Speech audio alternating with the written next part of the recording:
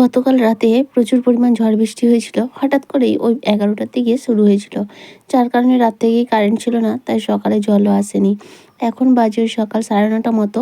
সকালের কাজকর্ম ওই যে এক্সট্রা জল ধরা থাকে ড্রামে, সেই জলেই করেছিলাম। তবে স্নান-টান হয়েছিল না, মানে এখনও হয়নি। বাসি জামাকাপড়টা চেঞ্জ করে সব কিছুই জমা করে রেখেছিলাম। আর এখন বাজে ৯:৩০, এই সবে কারেন্ট আসলো আর এই সবেমাত্র জল আসলো। জল আসতেই আগে যে সমস্ত জামাকাপড়গুলো জমা ছিল সেগুলোকে ভিজিয়ে ধুয়ে নিলাম। তারপর জল-টল ধরে আর সেরকম কোনো কাজ ছিল না। আজকে শনিবার। তো হ্যালো এভরিওয়ান, শুভ সকাল বন্ধুরা। কেমন আছো তোমরা? আশা করছি সবাই খুব ভালো আছো আর আমরাও বেশ ভালো আছি। আমি আলপনা, আমার নতুন আরও একটি ব্লগে তোমাদের সবাইকে জানাই অনেক অনেক স্বাগত আর অনেক অনেক ভালোবাসা। জল না থাকলে সকালটাই এলোমেলো হয়ে যায়, কোনো কাজ ঠিকঠাক শুরু করতে পারিনি, তাই তোমাদের সঙ্গে ভিডিও করতে পারিনি। তো ওই ৯টা ৯:৩০ সময় জল আসতে শুরু করেছিলাম ভিডিওটা, কিন্তু তারপর আর সামলে উঠতে পারলাম না। আজ শনিবার ছিল, মেয়ের সাপ্তাহিক এক্সাম ছিল। তোমাদের দাদাভাই তো বাড়ি নেই, তোমরা সবাই জানো। ওর তো ক্যাটারিং চলছে মঙ্গলবার পর্যন্ত। তাই একা সমস্ত রান্নাবান্না তাড়াহুড়ো করে আলু সেদ্ধ, ডিম সেদ্ধ, ডাল রান্না করে, আর যেহেতু জলটা সকাল থেকে থাকলে সবটাই সামলানো যেত, যেহেতু জলটা একবারেই মানে টাইমে নয়, অন্য টাইমে এসে এই সমস্ত ডামাডোল করে দিল। সেই কারণে তাড়াহুড়ো করে রান্না করে মেয়েকে পরীক্ষা দিতে নিয়ে যাওয়া, তারপরে নিয়ে আসা, সমস্তটা করতে গিয়ে এদিকের কোনো কাজকর্ম হয়নি, তাই তোমাদের সঙ্গে কোনো ভিডিও শুরু করতে পারিনি। এখন বাজে বিকেল ৩:৩০ মতো। তো এখন তোমাদেরকে সাথে নিয়ে ভিডিওটা শুরু করছি।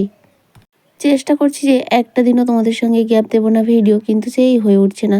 তো আজকেও দিতে পারবো না, তাই জন্য ভাবলাম না, যতটুকু হয় ততটাই শুরু করি। আর এই ঘরের বেডশিটটা আজকে চেঞ্জ করে নিলাম। তো এখন বাজে ৩:৩০ মতো। এখন তো আর কাচা ধোয়া কিছুই হবে না।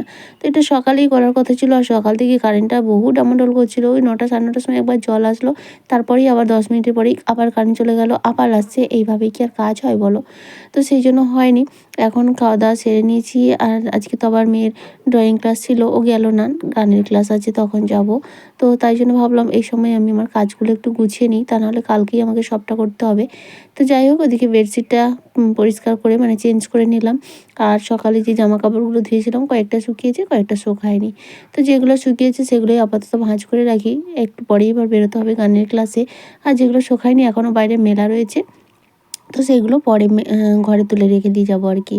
তো বেশি জামাকাপড় কাচিনি, ওই যেগুলো জমা ছিল, কারণ সকালটাও কেমন মেঘলা, আধ মেঘলা, আবার কখনো রোদ, এইরকম চলছিল। তারপর আমি যেহেতু বাড়িতে থাকতে পারবো না, মানে ওই যে জলের টাইমটা ছিল না, তারপর মেয়ের পরীক্ষা ছিল, সব মিলিয়ে হয়ে ওঠেনি আর কি। তো সেই জন্য খুব অল্প কয়েকটাই কেচেছিলাম, সেগুলো শুকিয়ে গেছে, এখন গুছিয়ে নিচ্ছি।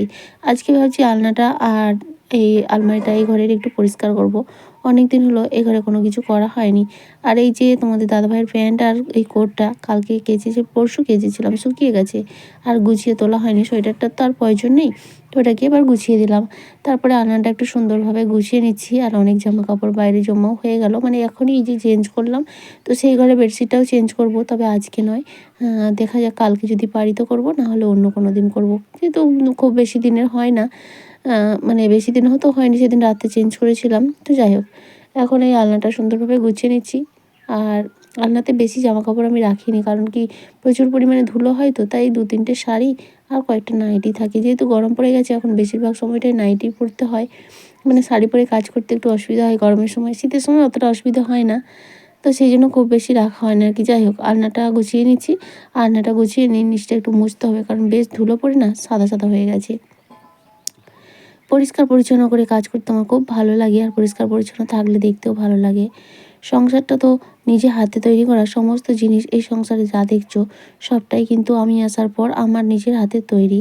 হ্যাঁ, অনেকেই বলতে পারো তুমি কি ইনকাম করে করেছো? না গো, আমার স্বামীর ইনকামেই আমি নিজে হাতে করেছি। স্বামীর ইনকামই তো আমাদের গৃহবধূদের কাছে সব কিছু না। নিজের কটা বাড়ির বউ আর নিজে ইনকাম করে, তাই না?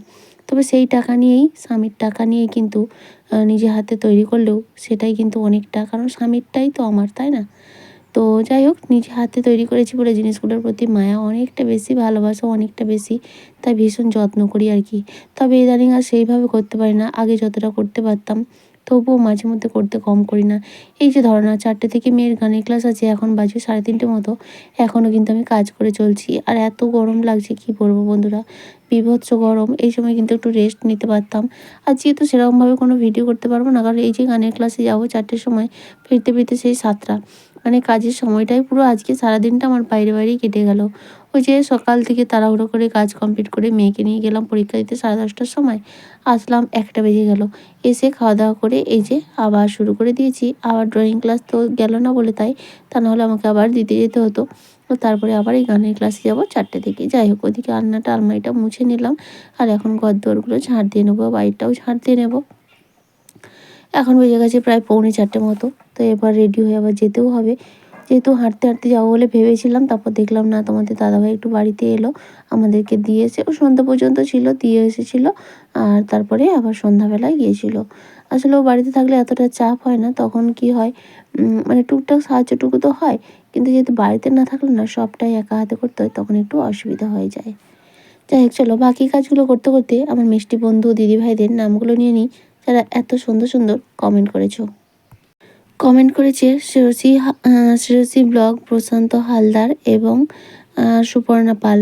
তো থ্যাংক ইউ সো মাচ তোমাদের সবাইকে, অসংখ্য ধন্যবাদ এত সুন্দর সুন্দর কমেন্ট করার জন্য। আর ইদানিং দেখছি তোমরা ভিডিও দেখছো অনেকেই, কিন্তু আগে যারা কমেন্ট করতে এখন আর সেভাবে কমেন্ট করছো না। তো তোমাদের কমেন্টগুলো পেলে কিন্তু ভীষণ ভালো লাগে এবং অনেক বেশি মোটিভেট হই। তো যাই হোক, জানি না তোমরা ভিডিও দেখছো কি না, কি অন্যান্য বন্ধুরা দেখছো। আসলে কমেন্ট করলেই বুঝতে পারি কারা ভিডিও দেখছে এবং কারা না দেখছে না।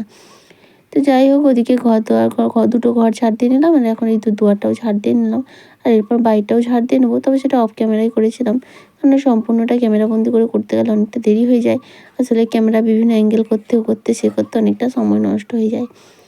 যাই হোক, তারপর দেখা হচ্ছে একেবারে সন্ধ্যাবেলায়। এই সবেমাত্র গানের ক্লাস থেকে আসলাম, আসার পর সন্ধ্যা দেওয়া হলো, তারপরে এই যে চা বসিয়েছি। তোমাদের দাদাভাই এখনই বেরিয়ে যাবে, তাই চটপট চাটা বসিয়ে দিলাম, চাটা খেয়ে যাবে। আর মেয়ে বলছে দুধ চা খাবে।